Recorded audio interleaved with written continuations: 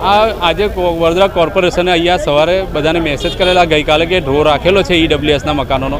તો ઈડબ્લ્યુએસના મકાનો લઈને આજે લોકો ગામડેથી બધા બહારથી સિટી બહારથી ને બધે આવ્યા હતા પોતાનો ધંધો રોજગાર છોડીને અહીંયા આવ્યા. એટલે કોર્પોરેશને પહેલાં તો કોઈને કશું બેસાડેલું નહોતું. પછી આવીને સીધું ડાયરેક્ટ જ એવું કહી દીધું કે ડ્રો અમે કેન્સલ કરેલો છે, અહીંયાથી બીજી જગ્યાએ શિફ્ટ કરેલો. અહીંયા એક પ્રોગ્રામ જીપીએસ સ્કૂલનો રાખેલો છે એટલે થોડું મિસઅન્ડરસ્ટેન્ડિંગ. પણ કેવી મિસઅન્ડરસ્ટેન્ડિંગ? તમે બે પ્રોગ્રામ આપી દો છે એક જ જગ્યા પર, એટલે તમારી ભૂલ પ્રજાએ ભોગવવાની.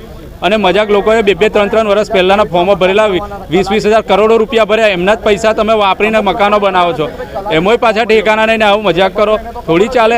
અને ઉપરથી હોશિયારી તો જો, એ લોકો એવું અમને એક બેંકવાળા મળ્યા, એમને તો એવું કીધું કે અમને હોમ લોન માટે બોલાય એટલે અહીંયા ડ્રો લાગે એટલે હોમ લોનનું અમારું સેટિંગ થઈ જાય. આવું ચોખ્ખું કીધું, વિચાર કરો.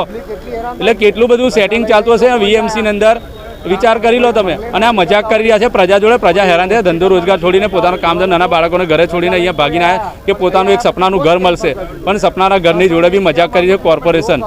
એટલે કંઈ વિચારવા જેવી વાત. કોર્પોરેશન આડેધડ નિર્ણય લઈ રહ્યું છે, કોઈ કહેવાનું નથી. નેતાગીરી નિષ્ફળ છે સંપૂર્ણ વડોદરા શહેરની. એટલે અધિકારીઓ પર કોઈ જાતની પાબંદી રહી નથી, મન ફાવે એવા કામ ધંધા કરી રહ્યા છે આ લોકો. રાકેશ ઠાકોર.